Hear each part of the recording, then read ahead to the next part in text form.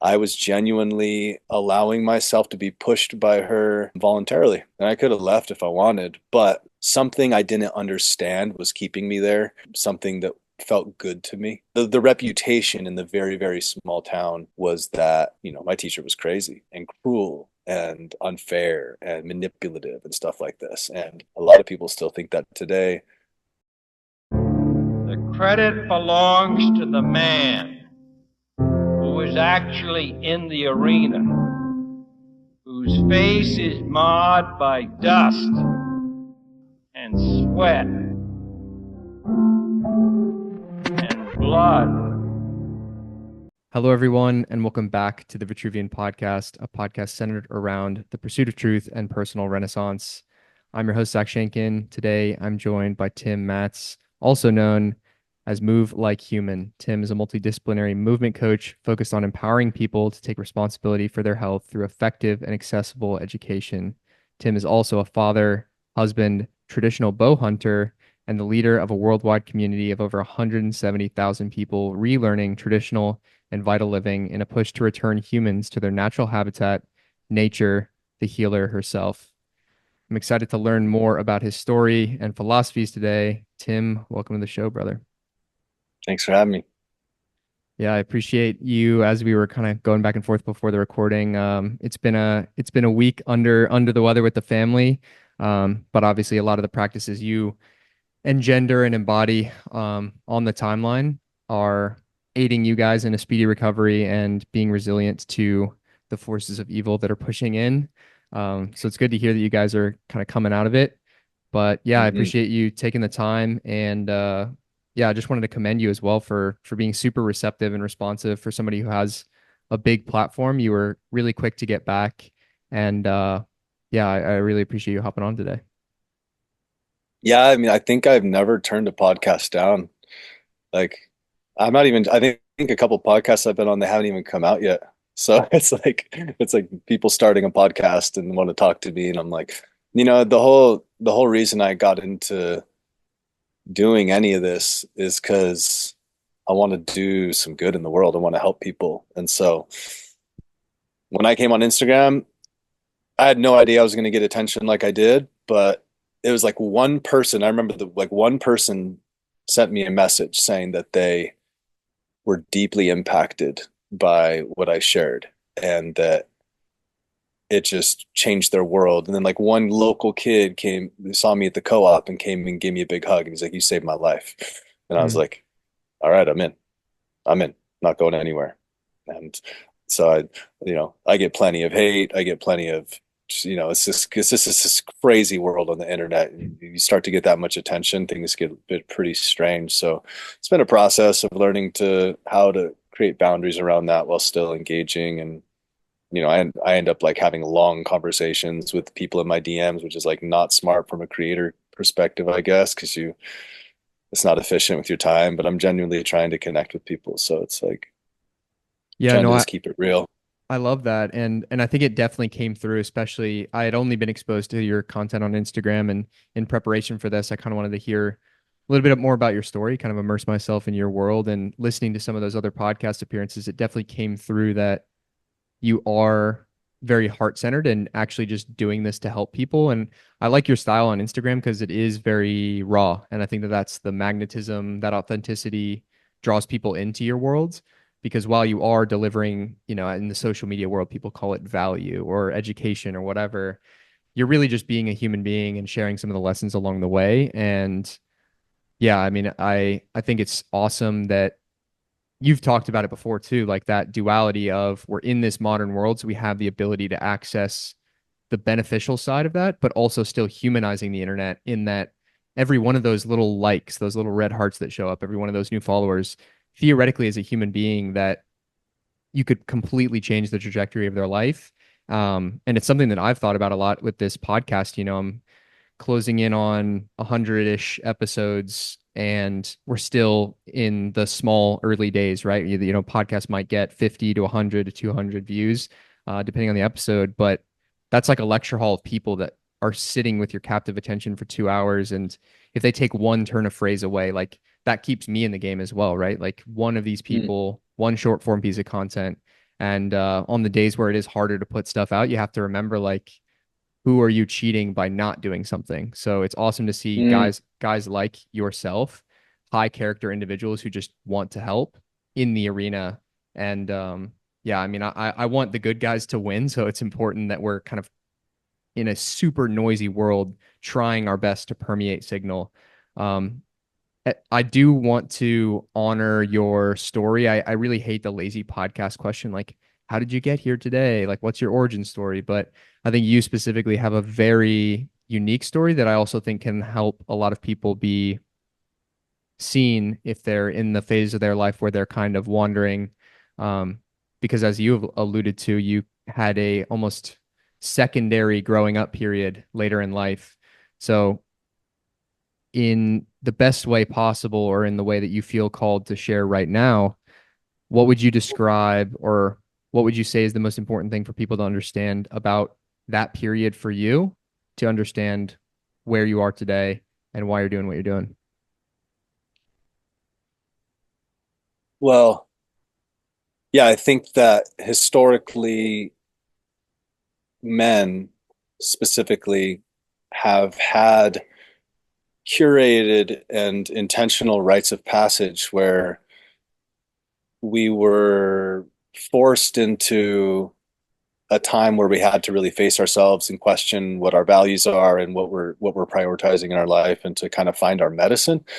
And as a cultural orphan, as I say, and others say, I didn't have that growing up. And I think what we see in the modern world, especially among men, is that we're not being initiated by respectable elders that we look up to and we want to emulate and that hold, understandings and how to navigate the world and walk in a good way, then we find a way to initiate ourselves. And for me, that was like through just self-destruction. And I think that's why we see so much self-destruction.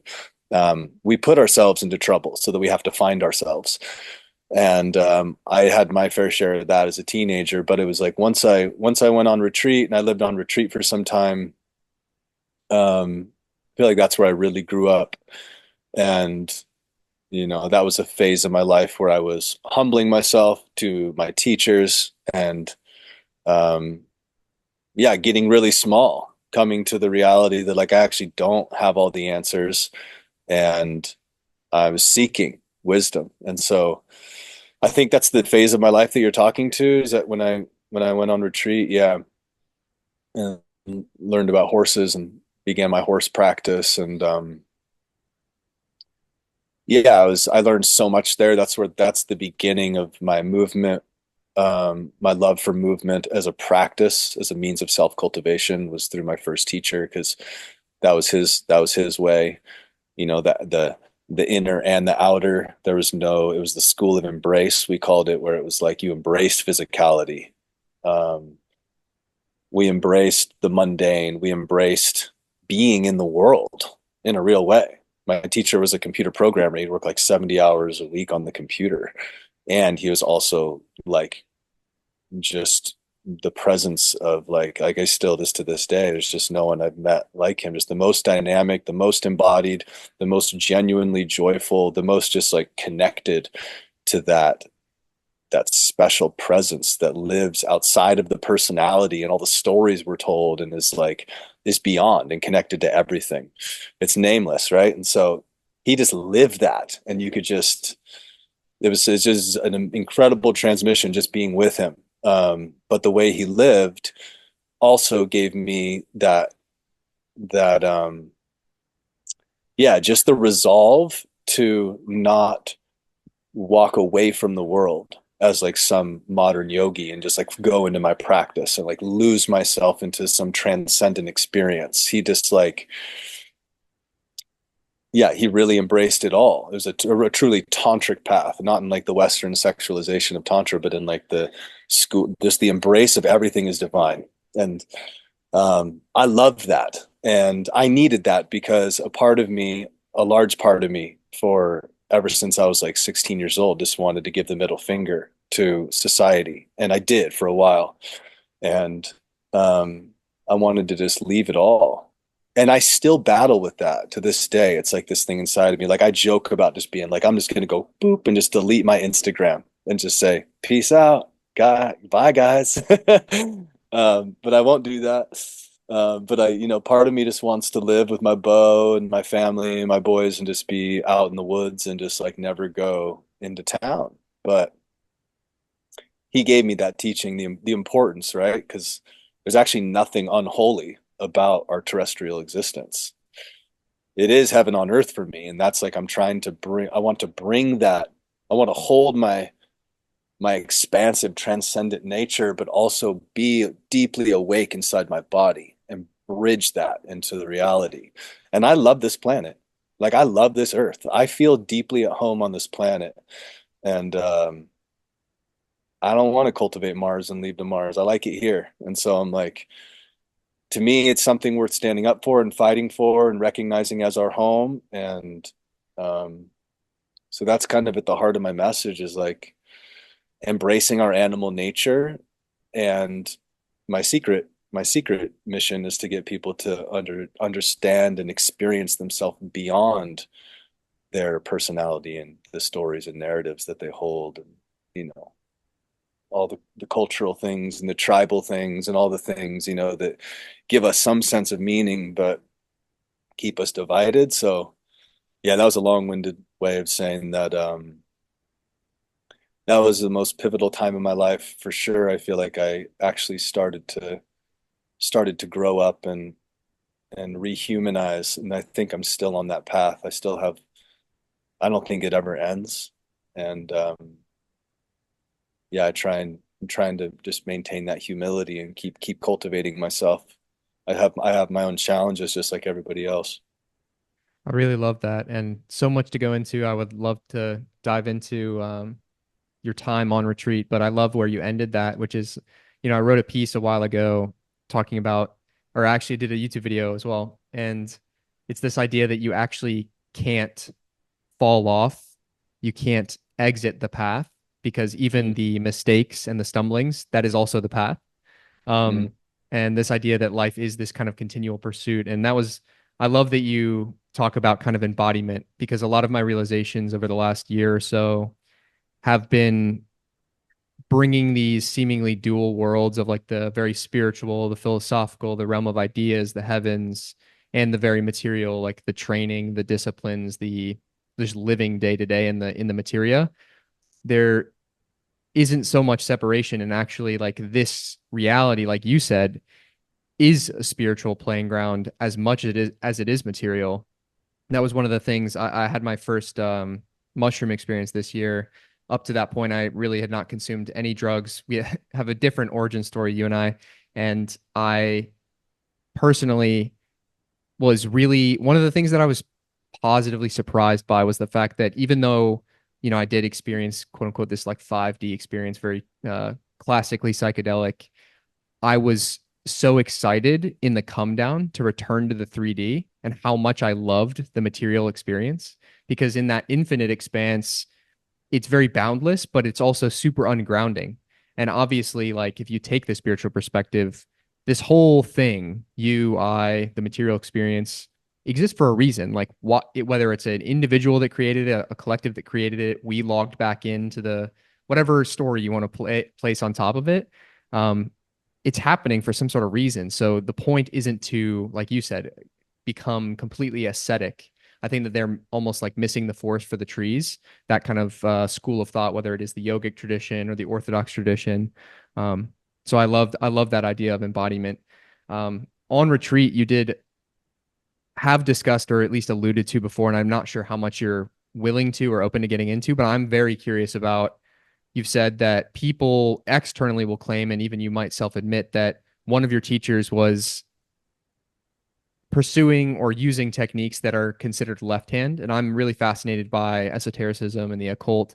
So I'm curious to open up, if you're willing to, a little bit about some of the stuff that really pushed you and caused personal transformation and what might be considered by some that left hand side of the occult that was used. mm. Yeah, I think I remember what you're referring to. My my teachers was a man and a woman, and um, my female teacher, she never claimed to be my teacher, and but I feel like I owe so much to my growing up to her through her unique means of pushing me into myself, which was honestly it was a deep push into my physical limits. And so like from the outside, it would look probably to some people as like just not nice or inhumane. Like it wasn't like some like left hand path where I was like eating dead bodies or something like this. I don't know how much you've looked into like the Agora sect and stuff like this. And there's some of these traditions, right? But um yeah, transmuting energy like through picking up graves. I don't know. I'll give you some homework. But um nah, it was mostly left hand in the fact that like, the reputation in the very, very small town was that like my teacher was crazy and she was just mean and cruel and unfair and manipulative and stuff like this. And a lot of people still think that today. And I just don't have the same experience as that. I felt like I was genuinely allowing myself to be pushed by her voluntarily. And I could have left if I wanted, but something I didn't understand was keeping me there. Something that felt good to me.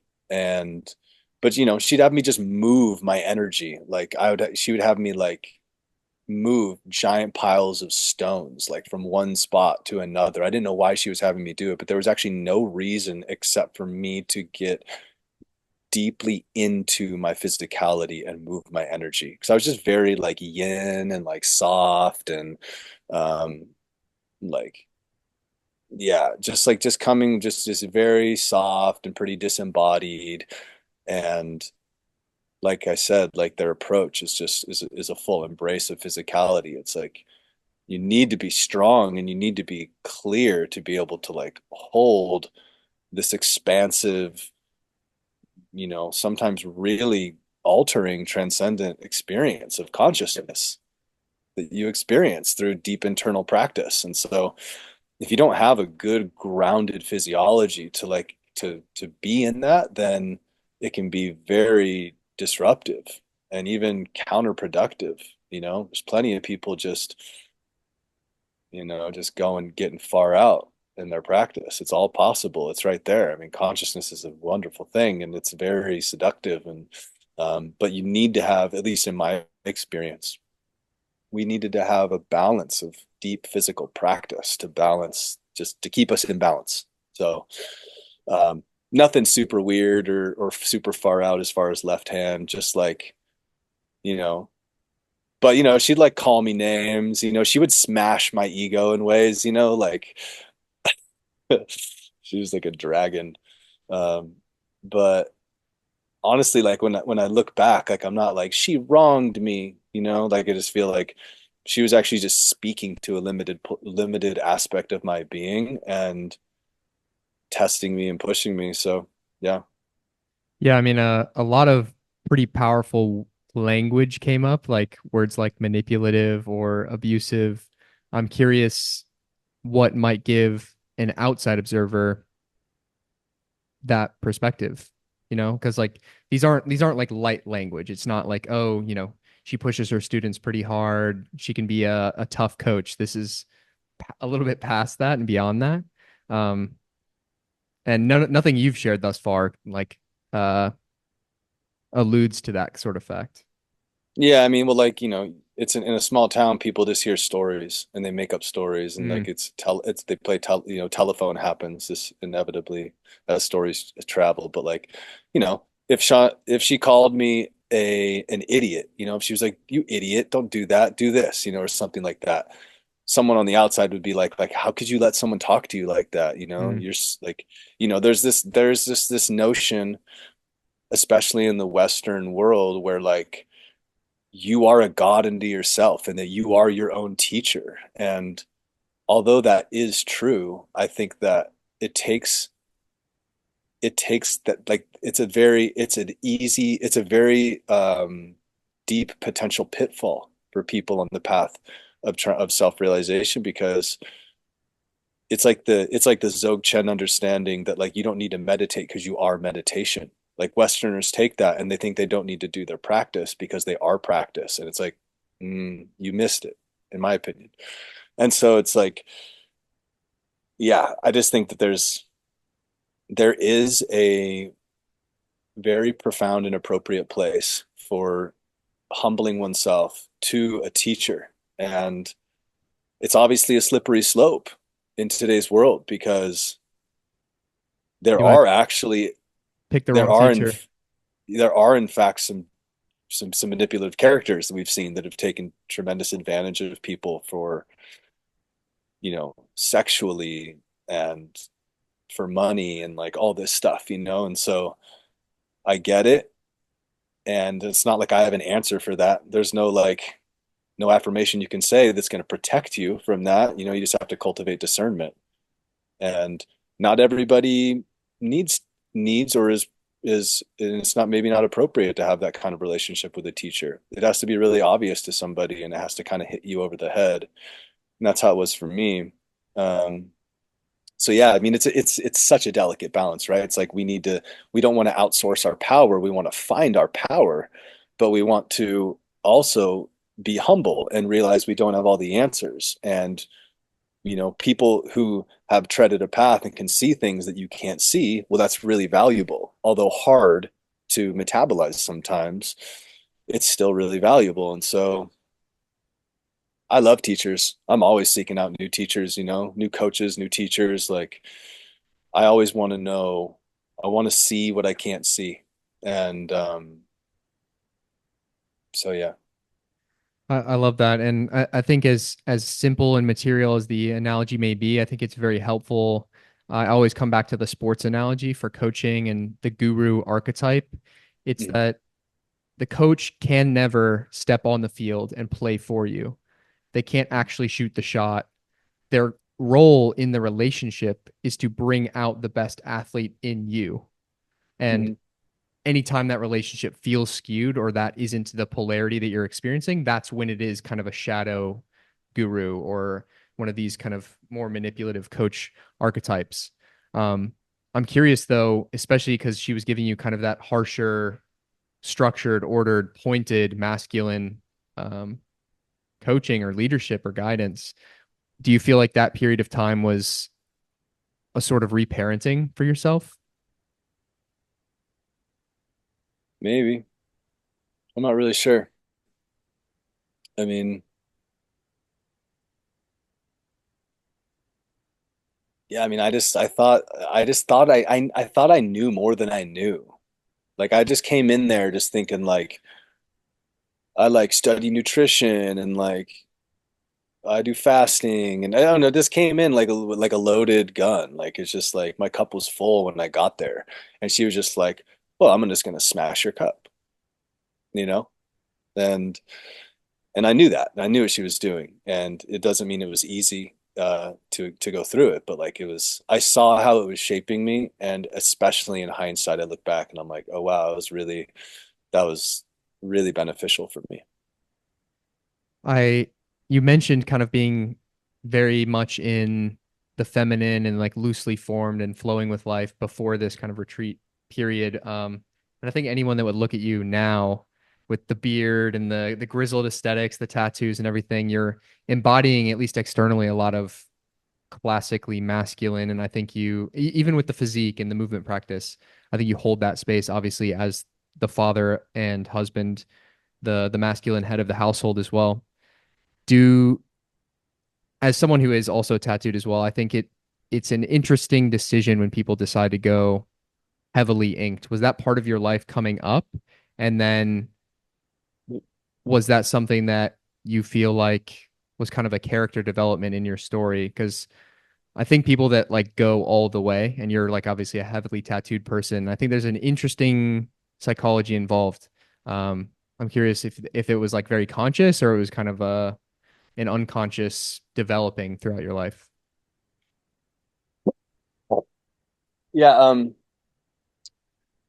I got as soon as I was like, I think I was 17, maybe as 18, I just started getting tattooed, really, right when I was young. And it was just a part of my culture, again, just being like a cultural orphan, like I lived for the rock and roll music I listened to. I lived for my friends. I would have died for my friends. Super tribal. Um, we loved to get into fights as groups and like it's just yeah, and just it was a part of our culture, our little culture we created. Like we hung out at the Rockabilly Tattoo Parlor, and we idolized the guys who ran that shop, who were actually really good men. They weren't violent men; they were Christian men actually. But yeah, it was just a part of my culture, and so it was just like how, and especially like it's like you wanted to be tough. At least that was the archetype that I was like trying to embody when I was a teenager. It was like you wanted to be hard, you wanted to be tough, and yeah, I think that there is an element to tattooing that is that because it's really painful, and it's a commitment, and it's very commonplace now. It's starting to be a little more commonplace then. Um, but I was also just very extreme. So I was getting tattooed very often, like I got my entire left arm tattooed in one night. It's like the whole thing just outlined and shaded, black shaded. And so I was just crazy. There were some tattoos that I was gonna get like Frankenstein tattooed on my neck at one point. I didn't do it. Good, I'm kind of glad about that Good one. save there. Yeah. And yeah, I just got tattooed a bunch. It was a part of my culture. And but I also love part of me loved the process of getting tattooed. Like I just genuinely liked that, like finding that like deep calm and amidst the pain. And yeah, there's something I like about that. I'm not sure still to this day, although I haven't got tattooed in a while. Um, although I have a new friend who's just became a tattooist, and she tattooed a little tiny bug on my leg, filled in a little spot I have room for still. So, um, yeah, it's like I got tattooed a lot and then went into retreat. I was on retreat for 6 years and I never got, I think then I came out and then some years later, I ended up going and getting more tattoos. I wanted to keep getting tattooed. And this time, kind of getting tattoos that felt more about the new life I was creating as like, because I've really worked to step towards the animal side of my being and the animals that I was in relationship with. And so like I started to just get tattooed again. I fell in love with deep, like the black work, and that inspired me to black out my arms. I didn't have much relationship with the things on my arm anymore. It was like dead friends initials and punk bands and stuff like this. And so I had my arm blacked out. And and yeah, and like my legs are covered because like my ex, who's still really really dear to me, who's a professional tattoo artist now, has her own shop. She learned on my legs, so I have all these tattoos on my legs. And um yeah, it's hard to say if like I don't know if I'll get tattooed anymore. I don't know if it's good to have this much ink in my skin. We'll find out. Everyone thinks I'm gonna die on the internet. Like there's always some commenters who are like, you're gonna die, you're gonna get cancer. And I'm like, I don't think so. I'm feeling too good. Everything else is feeling and looking too good. So um yeah. No, I love it. It's awesome to hear from somebody else who has a fair amount of ink.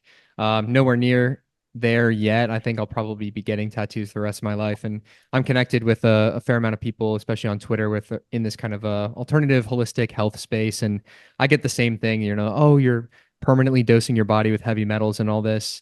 Lifestyle factors included. I think I have enough negation that it'll be okay, and also in the grand scheme of things my game is definitely not increasing lifespan. I just want to increase health span. And I think the joy, the excitement, the storytelling, the mythology that I get to bake into my own story via tattooing will outweigh the negative potential effects of the heavy metal that is absolutely seeping slowly through the dermis or the epidermis of my body. Yeah. But I mean, I've seen I've seen like research showing that it's actually like pretty much just like trapped on a surface level. And I don't think that there's just tons of heavy metals inside the ink, especially if you're just using black ink.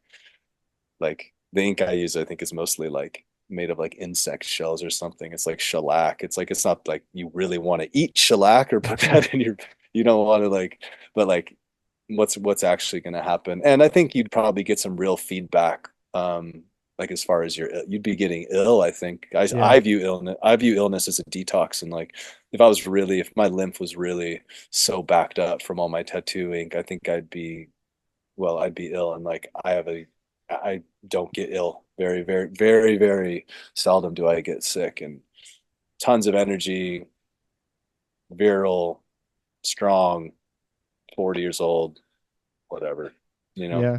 I feel the exact same way. And one of the things that I have regularly in my practice for the last 3 years or so is like, 5 to 7 days of sauna. And that's obviously like a crazy detox process every single day. Yeah, and I Hmm. completely agree. I've come a lot more into this raw primal world. The name escapes me. I think Vanderplatz, the raw primal diet guy. Autogenous. Yes. And yeah, so I've awoken to this idea that illness is the body detoxing toxins from the environment, and I completely Hmm. agree. I would be far more symptomatic. Like there would be, sores bursting out, the ink would be getting rejected from the skin. So I choose to believe that the Holy Spirit turns it to water in my blood, and There you go. I've affirmed that it's not causing me harm. And I similarly think that there is something very spiritual about the path. It's for some reason been in the human story for quite a long time. We have evidence of it going back a whole long way in sort of primitive cultures, if you will. And I think that there's something about adorning your body with that sort of armor. I think that a part of myself, at least, wanted to feel like a warrior and putting on that sort of permanent armor, like choosing like a lot of my tattoos, at least stylistically, are very masculine. Like I have a big sleeve with the Greek heroes on it, and choosing those characters. And like I think it was partially unconscious, partially just because I thought it looked cool. But there is something deeper. I think something about that 18-year-old self that makes these decisions that are permanent. Part of that soul, part of that character that stepped into that knew a little bit, like I planned out my entire sleeve when I was in high school and didn't have the money for the tattoo. And it was years later that I ended up getting it. But I just knew for some reason at that age, this was like the story and this is the aesthetic that I was going to go for. And I'm sure you might have experienced it as well. Like everyone says, like, oh, I can't see you getting tattoos. And then the second you get them, oh, I can't see you without them. Um, and so, in some sense, I think it's almost like as we go through life, you're just unveiling parts of yourself. And so that they were almost there before, and you just kind of Hmm. peeled back the layer and showed what was really there, Hmm. which I think is really cool. One of the things I wanted to ask you about, and you've kind of mentioned this sort of tribal nature, which is obviously very transcendent across humans, but some of the language you use around your branding is this concept of revillaging. I'm curious why you chose that word specifically, and what does revillaging mean to you? Well, just my understanding of human evolution is that for a long time, most of the time, we lived in small clans, groups, tribes, little villages, um, interdependent with each other, supporting each other, carrying the burden of life, so to speak, um, ritualistically sharing our grief, co-parenting our kids, providing food with each other for each other. Um, doesn't take much looking to see how hard it is to exist as a nuclear family in this world. And all of us can feel that weight lifted when grandma or grandpa comes around to carry a baby, or aunties and uncles come and take the kids for a little bit. It's just not the way that humans have lived is together. and in a real way, not in a giant globalized one government thing where it's all just one giant amalgamation and we're all ruled by one person. It's like not like that, but in small collectives, small sovereign interdependent collectives. And yeah, it's funny because it's like there's so much emphasis on like the individual and sovereignty and freedom and all this, there's this whole that whole faction inside the alternative health world. And then there's the like just the full blown like everybody wants to hand their power over to the government and that people should be taken care of and like everybody should have health care and everybody should be able to eat. And like it's like all of that's actually true, but it needs to happen in a way that's actually sustainable and works in a way where where egalitarianism isn't compromised and people are respected and voices are to be heard. And like it just has to happen in smaller groups, in my opinion. And so like the village, like trying to get back to the village, I have lived in a number of communities and like right now I live in a little village, we call it, where there's a number of families that all live on the same land and we got all our kids living together and we all do kind of different things. So it's like we have plenty of room for growth when it comes to being self-sufficient and truly sustainable. But nonetheless, the benefits of having this kind of closeness and having this diverse group of age ranges for kids and to just have the ability to be there for each other and carry some of the weight is well it breeds intimacy. So it's a part of the human relational experience that's missing in our world. And I think it leaves a lack of fulfillment, it leaves a lack of purpose. And yeah, and it's just like we just need each other, especially when it comes to kids. It's just like we really need the extended family to truly give kids what they need and to support parents and not just losing their absolute minds. So um so I just find that revillaging is I think one of the most important things for actual human freedom, even though it looks like not it's about the individual. So my whole practice is really just about self-cultivation so that I can actually show up for my people because there's just such deep meaning instilled through helpfulness, through being able to show up for people. Um, like just supporting each other and surviving and thriving in this world is so deeply meaningful and more meaningful, I think, than how much money someone can make or the things they can collect or all this and that. So yeah, I mean, we need to get back to nature, but we actually need to get back to each other. And the internet has us pinned against each other and has us like diverting our power to people who have no authority to rule over us and to make decisions for us. And we just outsource our power. And I think that we either outsource our power by saying, I need all the choices made for me, or we outsource it by saying, I'm a law unto myself and everyone stay away from me and my family. And I think we need to actually like soften all of that and come into a way where we're like, each individual is sovereign, but we're nothing without each other. If you're getting back to your habitat, go live on some acreage out in the middle of nowhere with you and your wife and your 4 kids. Impossible. You're It's done. like Yeah. you're done. You're done. Like managing a farm or managing a homestead, wild harvesting, like hunting, all these things, like it's only possible through the village. And so yeah, so I'm real big on the getting land and living with your people. I think everybody should do it. It makes it a lot more affordable to get land. Yeah, I think it's so cool. And I'm a young man, so I still have yet to meet my person, start making little versions of myself and really building it out. But it's a chapter Mm, I'm so unbelievably excited about, and I'm trying to be mm, unbelievably intentional now. I see all of my life up until children as preparation for fatherhood. So I'm trying to cultivate myself to be that father for them, whether it is writing a family constitution that has a rite of passage that will be passed down from my family onward, or planning and trying to find this community of other families that, okay, you believe something similar about the world, like I'll build the tables if you bring me the raw milk, that kind of thing. I mm. think it's beautiful. And it's this idea, I think definitely my generation, and I suppose I'll speak to my experience specifically, like it's very easy to look out and see that a lot of these legacy institutions and systems are failing and crumbling in a really tragic sort of way. In my opinion, a lot of them were designed to be malevolent. So arguably they're working as designed rather than falling apart. But the Mm, cracks on the facade are falling apart so we can see it. And I've thought a lot about like I think I'm here for a big reason. So it's like, how do we fix how do we fix a nation? How do we heal the education system? How do we decouple financial interest from pharma? These huge questions. And it is not only seemingly impossible, I think it is literally impossible.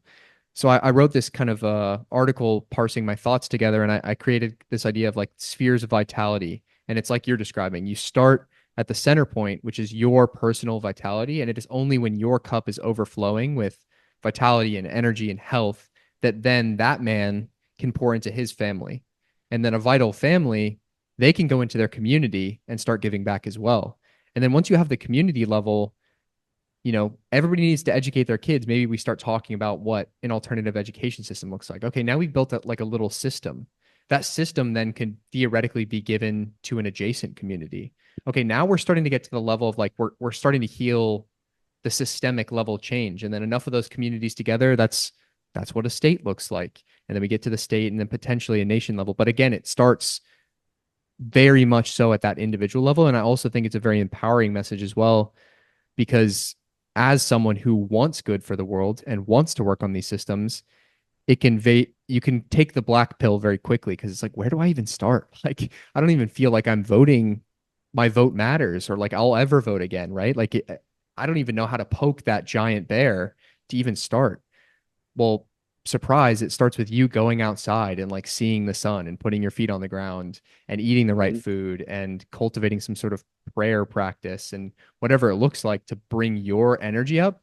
And then mhm, things do start to look a little bit brighter in general. And this is as metaphysical as it is physical. Your physiology is more ready to receive ideas if you feel and well and are vital.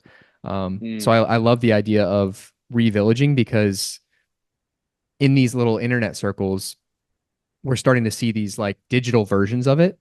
You may have seen like the network state project that's going on in Singapore. I think it's really cool. We have a lot of energy and capital going into these ideas of rebuilding society, but I do think it is going to have to terminate in people actually signing a lease on a big plot of land and just getting out there and getting their hands in the soil.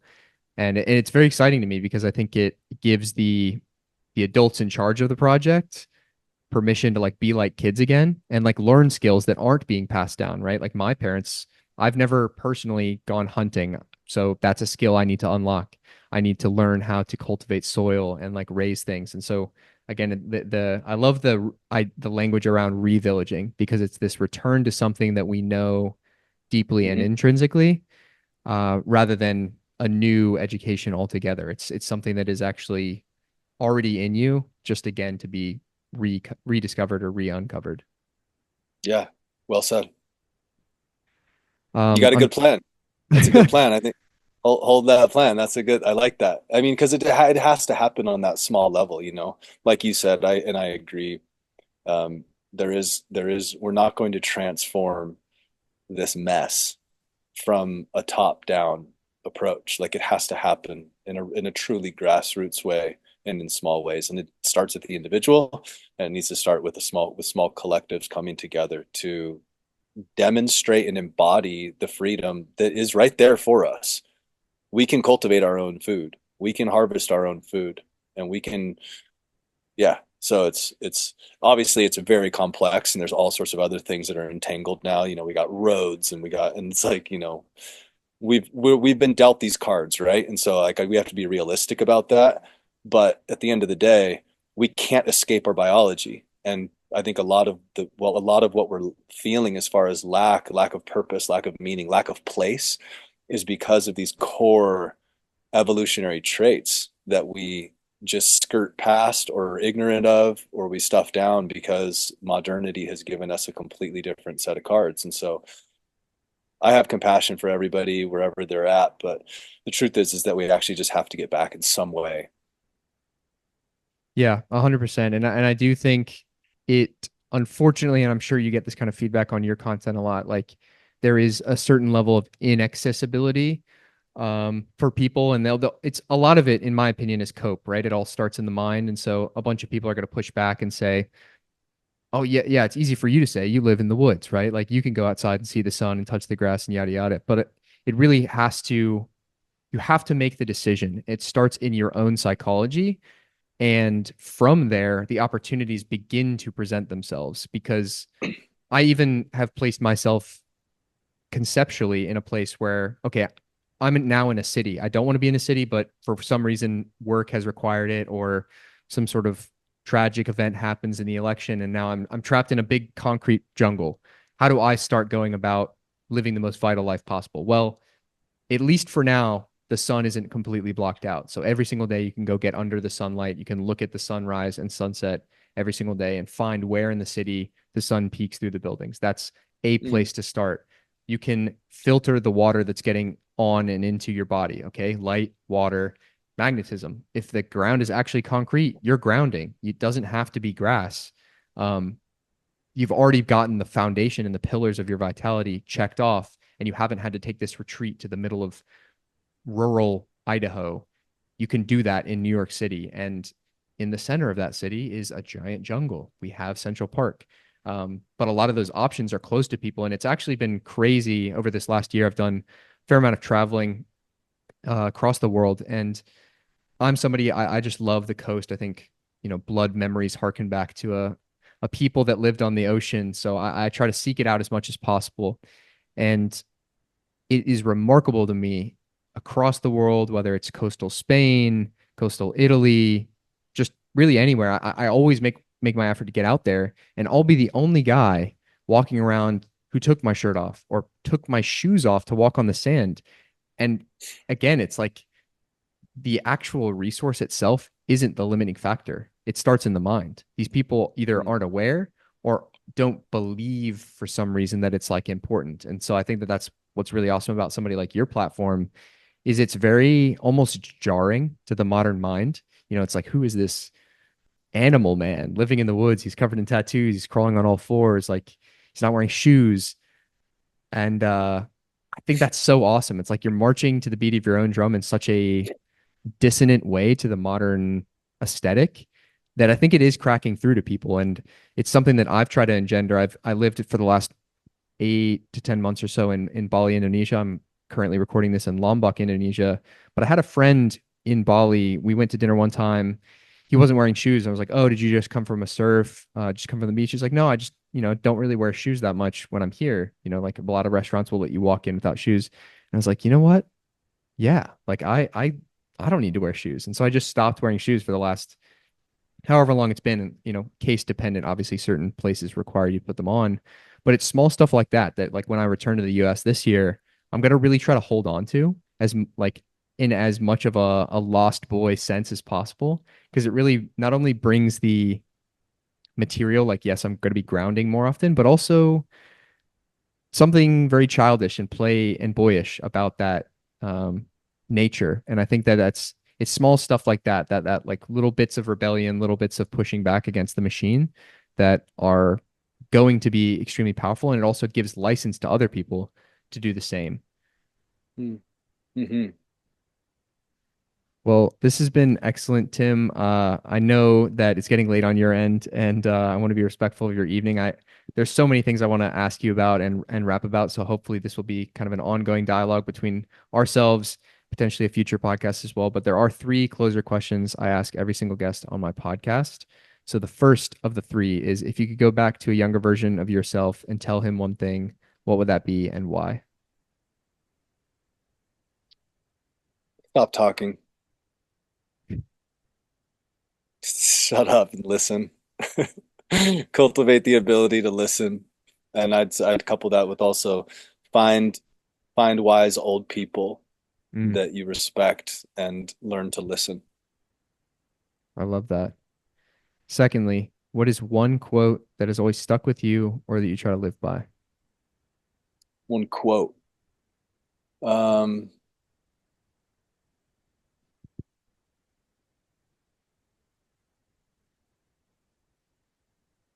I don't know if I have a quote.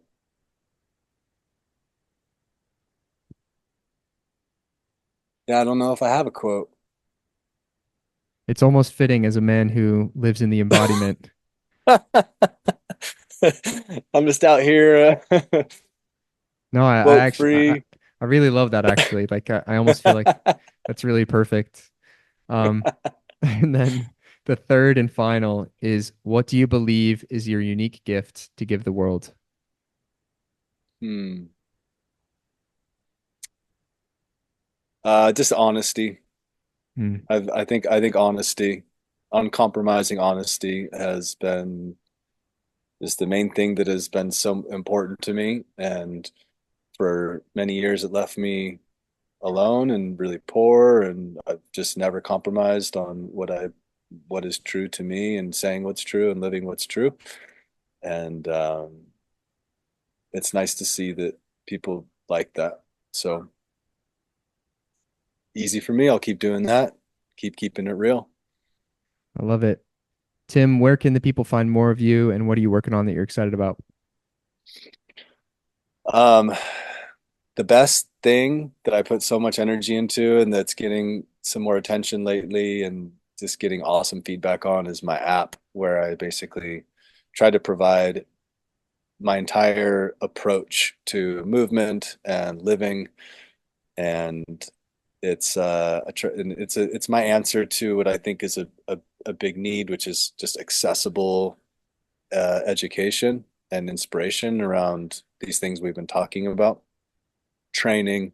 We didn't talk much about training, but yeah, it's like in my opinion, it's everything you need to have a solid practice, get out of chronic pain, start moving better, and to progressively get stronger in a way that's relative towards moving through the real world. And there's a really rad community growing in there, and I've got cool stuff in there like a premium podcast feed, where I drop a short form podcast every single day, do some long form Q&As.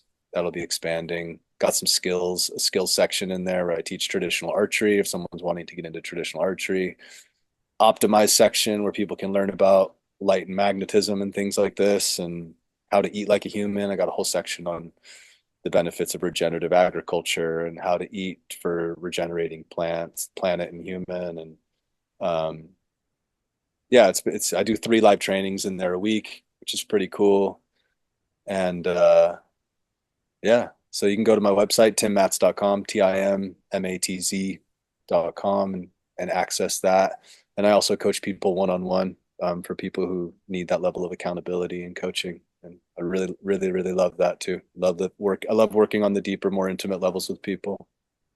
Amazing. All of your links will be in the description wherever you have found us, YouTube, Spotify, Apple, any podcast player. You can check for Tim's links as well as my own. You obviously heard this on whatever platform. You can continue to follow along for more on said platform. I encourage you to subscribe to the YouTube channel where I'm not only putting the video version of these podcasts, but also documenting the build out of this brand and this universe in the form of vlogs. I do, talking head videos as well. Recently been really enjoying the newsletter. You can go to the vitruvian.co and sign up for the newsletter there. But I appreciate those that made it to the end. I always want to salute the people that make it all the way through. Thank you for spending your most valuable resource, your attention, with myself and Tim today. Memento Mori, be the Renaissance. I'll talk to you soon.